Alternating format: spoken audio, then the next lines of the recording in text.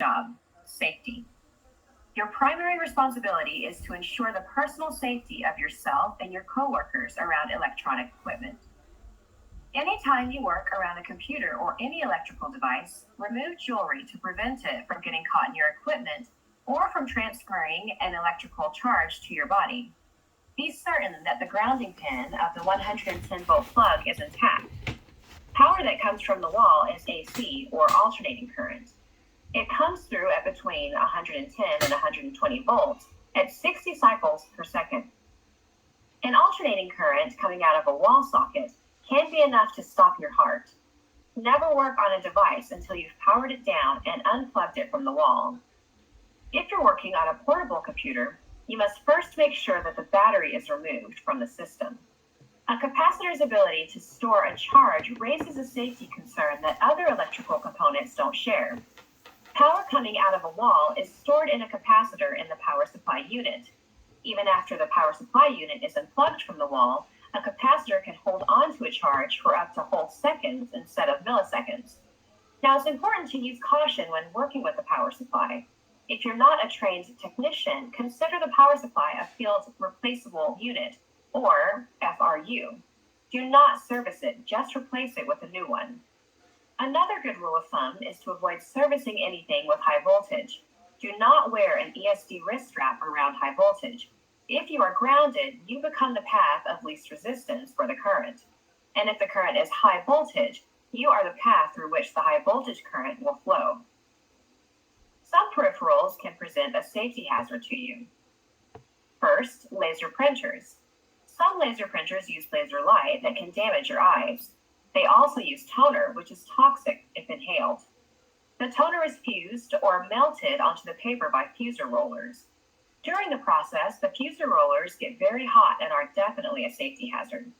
The parts of a laser printer that manage the paper path can be complicated and fast, which presents another safety hazard within a laser printer.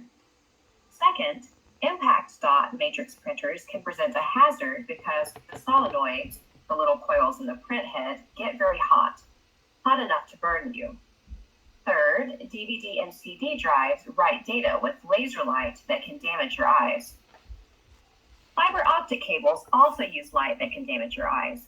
Never look down the end of a fiber optic cable.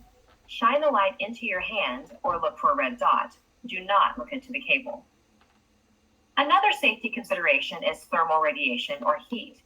Devices inside a computer generate heat, in particular the CPU and memory. Allow a system to cool down before you work on it because some components can get hot enough to cause a severe burn. Any device that has a heat sink or a heat spreader in it should tell you to let that device cool down before you touch it. These devices present a definite safety hazard. Your physical surroundings are another component of safety. Arrange the room in which you work to eliminate physical hazards. Use proper cable management and don't leave wires on the floor. Don't leave components in places where coworkers could trip over them.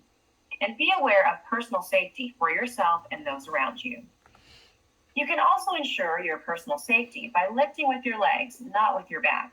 If you're lifting extremely heavy pieces of equipment, wear a back brace, use a cart, or ask for help. Every room in which you work should be fire suppressed. At a minimum, you should have a Class C fire extinguisher available to you. Class C fire extinguishers are made for electrical fires. Any component that presents a potential hazard ships with its own MSDS, or Material Safety Data Sheet.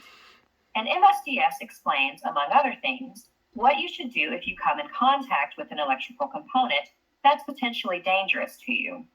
And MSDS also explains how to properly dispose of equipment. For example, an alkaline battery can be disposed of in the trash, and NiCad battery cannot. In this lesson, we talked about safety. Safety is your number one priority. Anytime you see a hazardous situation that falls within your responsibility, then you should fix it.